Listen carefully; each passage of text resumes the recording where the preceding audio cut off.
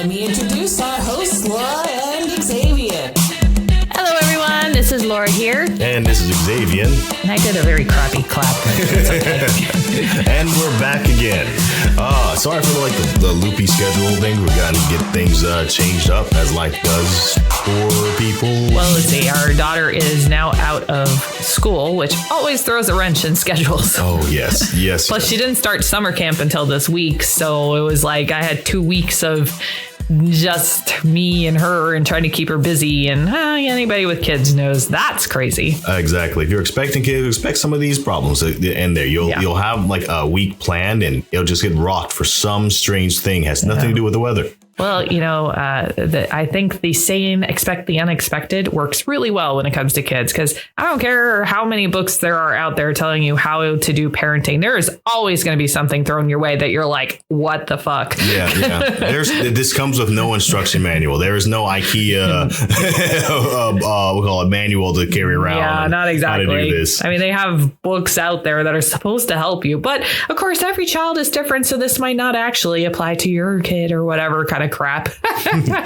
As another shout out, every now and then I'm just letting people know if you are interested. I do some live streams, and I'm going to be getting myself ramped up to do more live streams in the future on Twitch with Xavier TV with a Z and TV at the end of it. In case you're interested, that's a thing.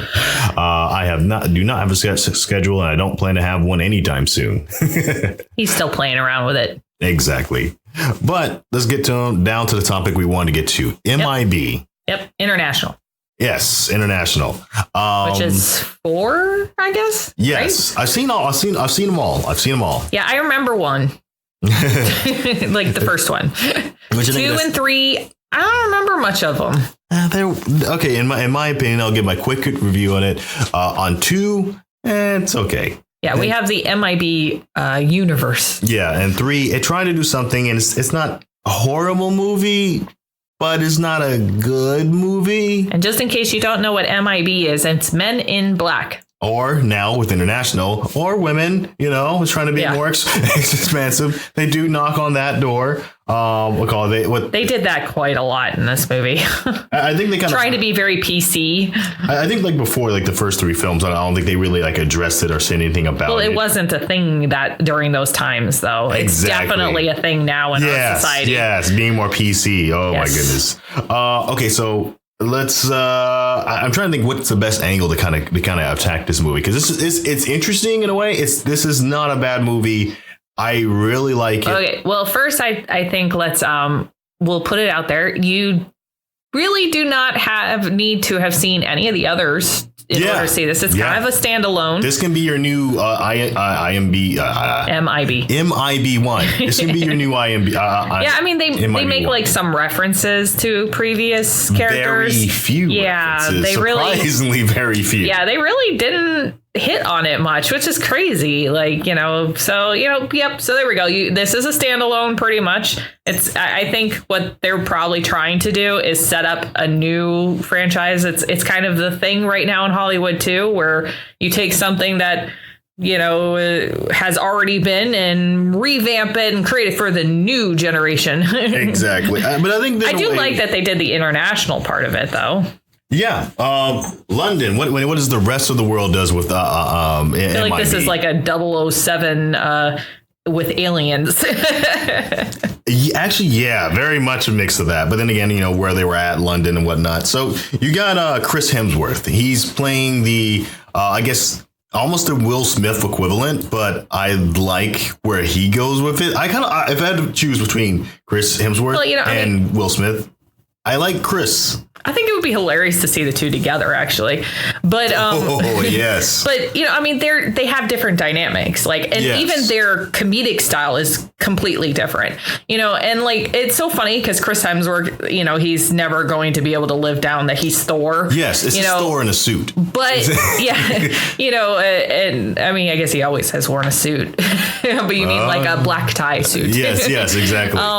But I think he really found his comedic timing with Thor Ragnarok, and he's just kind of gone with it, and I love it. I think he's really good at it. You know, and I think he's a very good actor. I mean, he's kind of been this one thing pretty much his entire career now, you know, but I think he is perfectly capable of doing more. You know, and so, yeah, I liked Chris Hemsworth in this. He made the movie for me. Like if he had not been in this movie, I might have walked out of it. You know, it's not saying it's a bad movie, but I think that, it'd be hard to kind of see this movie not. He was what was good about it. Okay. You're talking about Ragnarok. From Ragnarok, Tessa, and of course also Endgame, and we call it whatever the movie they call that one. We got Valkyrie. Valkyrie, yes. Tessa Did Thompson. She even have a name? Like, I mean, no, not the actress. I mean, like the Valkyrie character. Valkyrie. I really don't remember it if she does. Valkyrie the Valkyrie. Okay. Valkyrie is Valkyrie. No, but Valkyrie is the like their subdivision or race or something. I don't know. I think her name was Valkyrie. Okay. I think Valkyrie was named Valkyrie, and and they looked at her job like, you're already perfectly named for this job. Like, So okay. So Tessa Thompson or Agent M. I don't want to say I don't know. I didn't like her.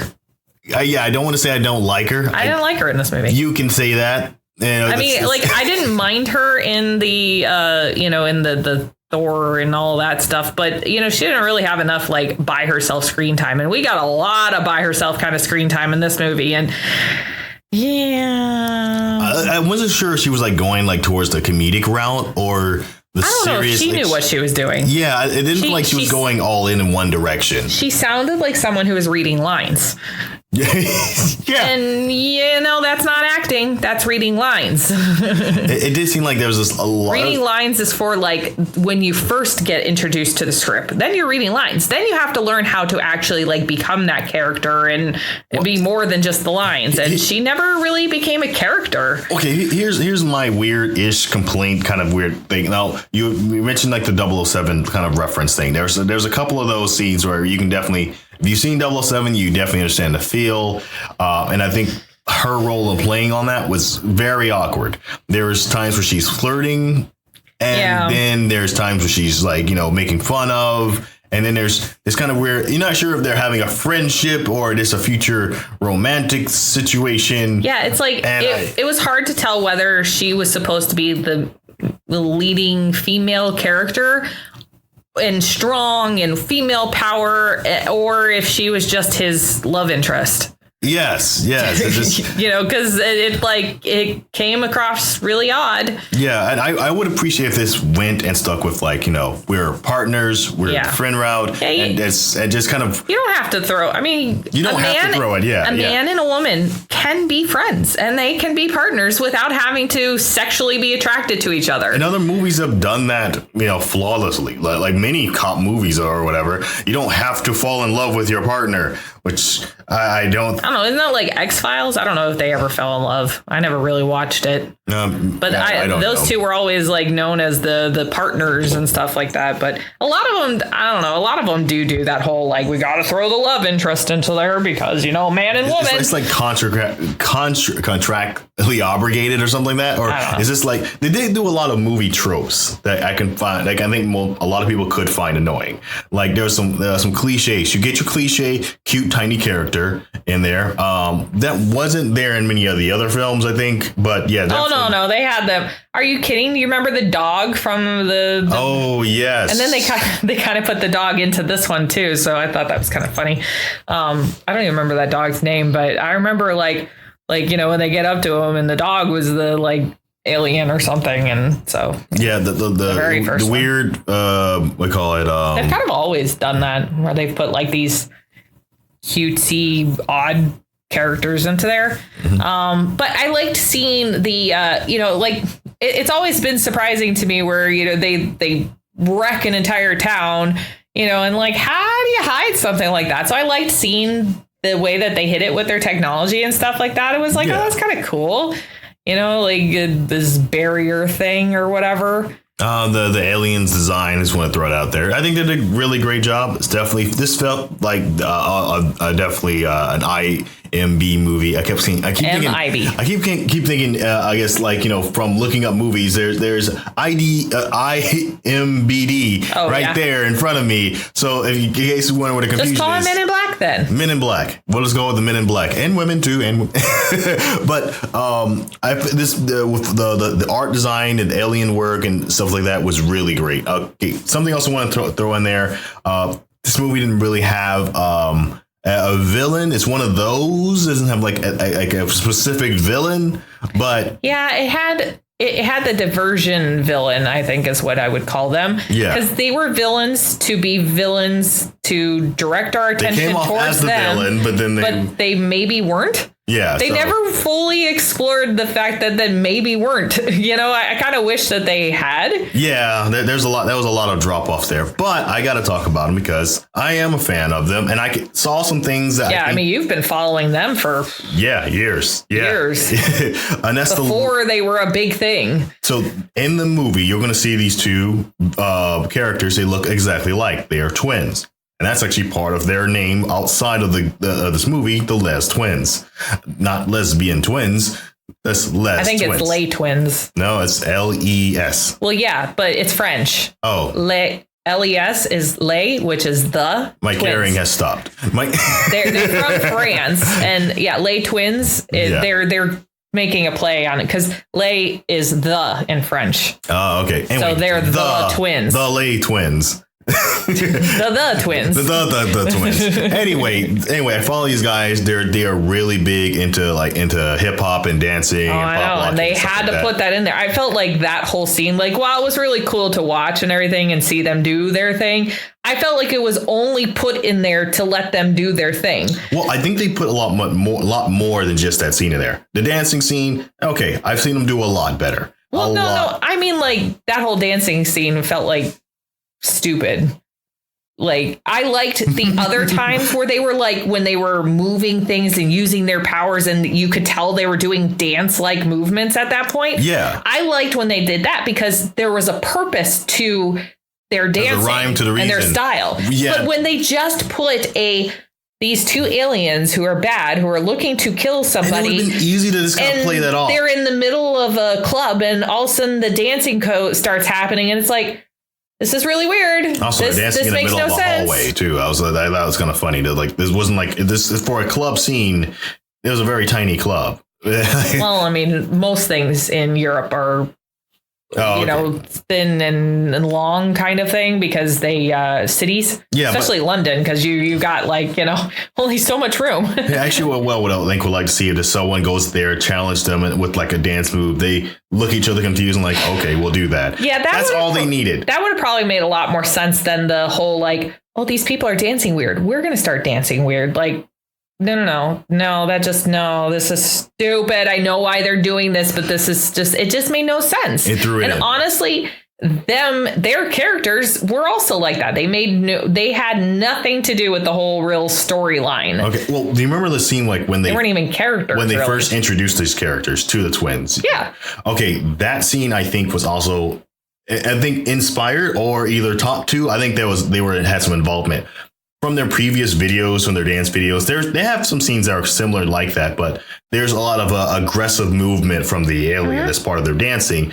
When these guys popping and they're getting closer, boom, and then it cuts away, and then boom, they're closer. That set looks like what they would. I was okay with those parts. Yeah, it was the scene in the club that was weird and stupid. The rest of it was fine. I liked them. I wish they had developed them more as characters because honestly, they weren't characters. They were just these creatures that were put there to, distract the main characters from the real person that was bad. So, it was or the real villains, or I don't even know. It was just really weird. They were really, I think they tried to actually let them go in as full on villains. I think they would have definitely worked on. Let's give them a backstory, give them a reason, just to say that they're bad guys. And I think that would be an awesome movie as well. Yeah. And the whole after they, caught them thing or whatever. And they, I guess we should probably put a spoiler alert at the beginning of this. We tried not to spoil, but it's going to happen. I'm blaming you.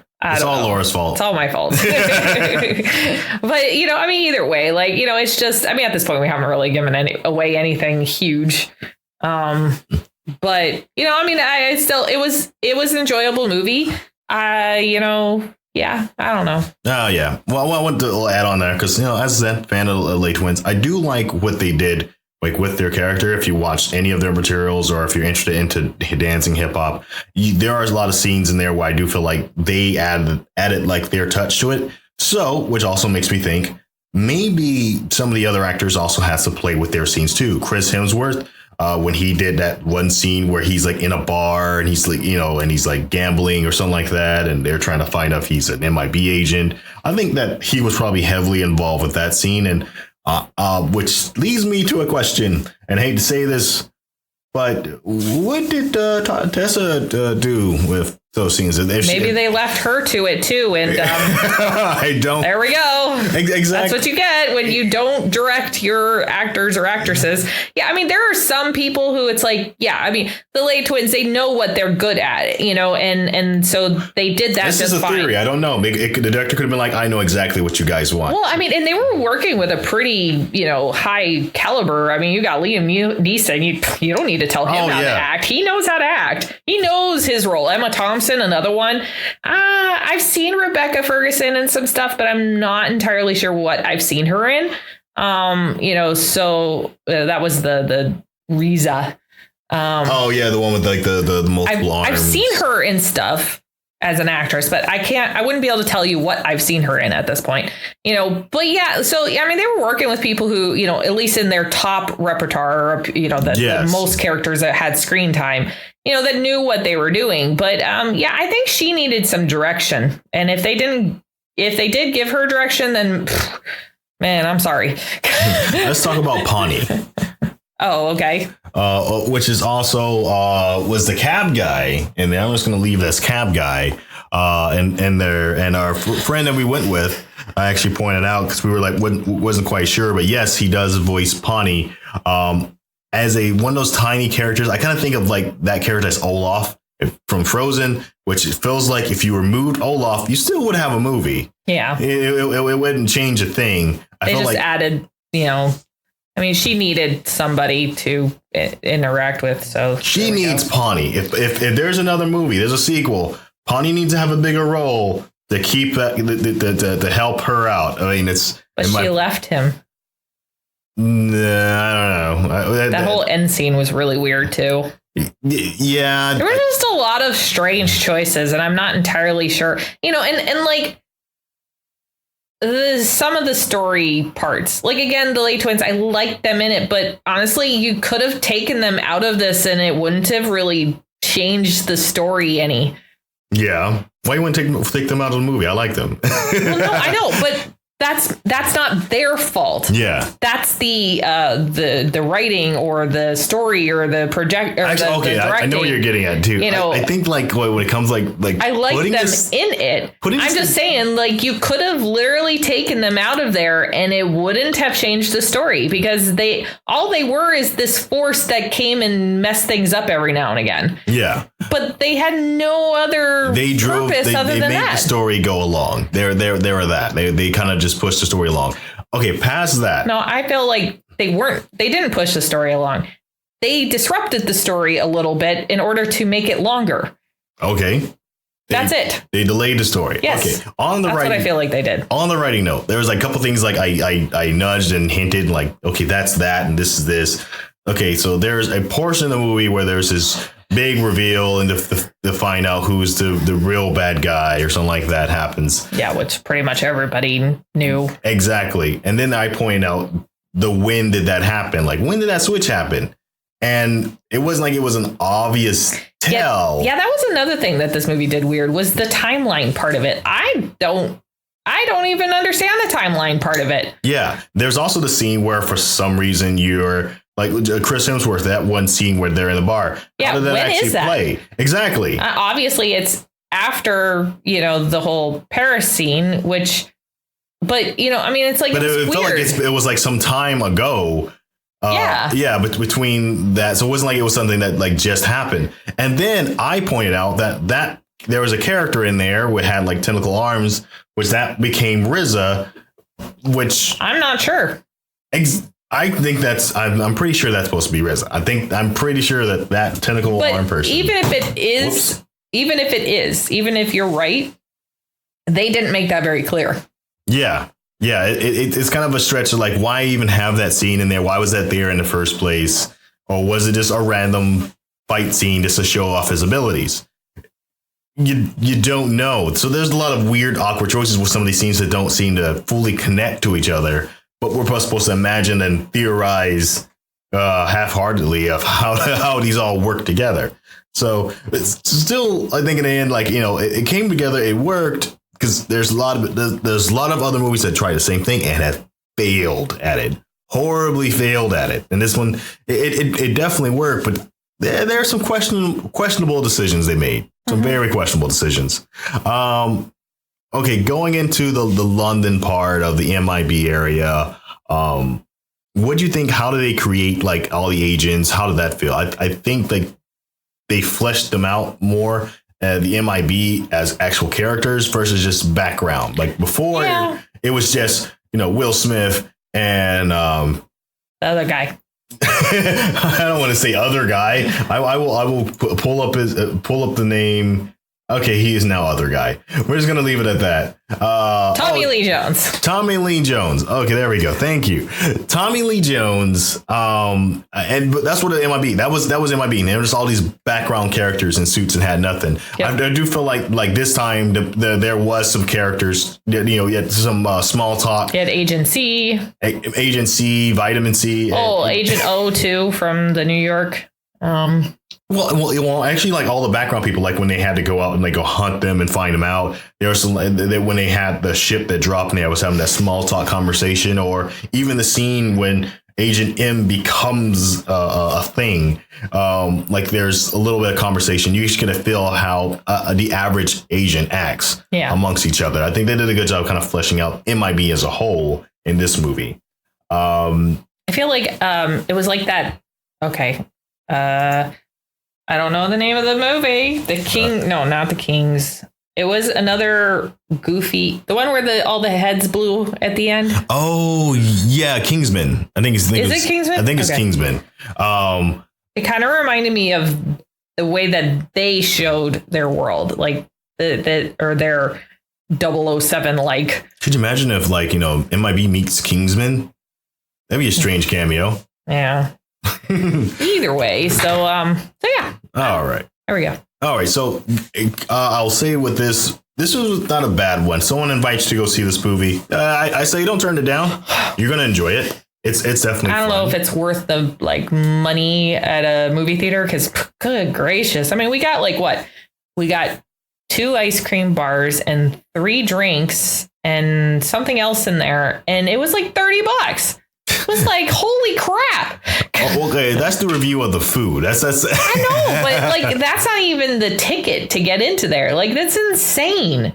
So it'd be a good DVD to rent, or you know, rent it when it comes out on stream or Amazon or whatever. Don't go by yourself. Don't do that. Don't get their food. Don't get their food. This is so expensive. Oh my goodness. We're going to do a full review on movie theater food. Movie theater food. You can't even sneak in food so well anymore because they're like checking your bags at some of these locations. There's some pretty sly people. I know I smelled pasta once. Like no, I'm not joking. Like literally pulling out a freaking pasta bowl. Well, but it used to be easier. Yeah. We used to do it all the time. It was like a part of making a trip to the movie theaters. But I'm saying like there are movie theaters now that check your bags. Well, you know, I mean, that's where we used to put in my mom's purse. She'd bring her big purse. Hey, you were that person. I didn't do that. I just went into the movie theater and got my popcorn like a proper gentleman, because that's how you obey the law. It was expensive then, and it's gotten weird worse. Wearing a purse in the first place to bring in fanny food. Pack? You have big pockets. Anyway, Men have big pockets, so you can stuff it in there. All right, so they haven't started frisking people yet to go into movies. What's your review of this movie? What's your review? If someone is like thinking, okay, I want to see this, what would you tell them? Wait till you can rent it. Wait till you can rent it. I say go with a friend. Don't go by yourself. Just don't do that. It's a good movie, but wait till you can rent it. Yeah. Okay. Then you can stay at home. You can have your own popcorn. It gets no thumbs ups for me. It's all right. It's a movie. It gets no thumbs down, no thumbs up for me. Oh, you're doing my thing. I did that for one of our movies too, where I was just like middle of the road. Was it Game of Thrones? Like you just like there are some really good parts of Game of Thrones, but that ending just. I liked Game of Thrones up till season 8. Yeah, that like a lot of people. So what are you giving it? Are you saying the same? Are we agreeing on the same? I mean, yeah, I guess so. It was enjoyable, and our daughter sat through the whole thing, which was pretty. Well, I mean, she had to go to the bathroom in the middle of it, but it was still like she liked it. She really enjoyed it, and this was her first MIB experience because we've never really watched the other ones with her. And so I mean, she really enjoyed it. She liked it. So I guess you can bring the kids. Yeah. Here's the funny thing. I would looking at the first MIB. What do you think of the first MIB? Well, I mean, I liked the first one. Again, I'm not sure if I would go to a movie theater for it. Okay, because I'm thinking in my head, this is about as good as the first one. Yeah, I'd probably put it on a similar bracket because the first one, if you watch the first one, don't just go with nostalgia here because a lot of people do that, like just nostalgia. Like, the first one, you have to. It was amazing, This is about as good as the first one was, I think, honestly. And if you're thinking this is a dog shit. Well, if you like the first one, watch this one. It's I don't know. I think that Chris Hemsworth and Will Smith were about compatible in how good they were. Yeah. But I think Tommy Lee Jones was a better character than Tessa Thompson. He was a better agent. If anything made this better or the first one better, it would be because of those two agents were stronger than the two main agents in this one. But otherwise, yeah, I mean, I'd probably put it on a similar level. Yeah. Okay. I think they were both good. This one was good. It was good, but it just wasn't movie theater expensive. You wouldn't have chose to see this in a theater. I wouldn't. I mean, I didn't choose it anyhow. Nope. But I would not see it again. All right. Well, I think that's our review of MIB the movie. And thank you so much for listening. And until next time, take it easy.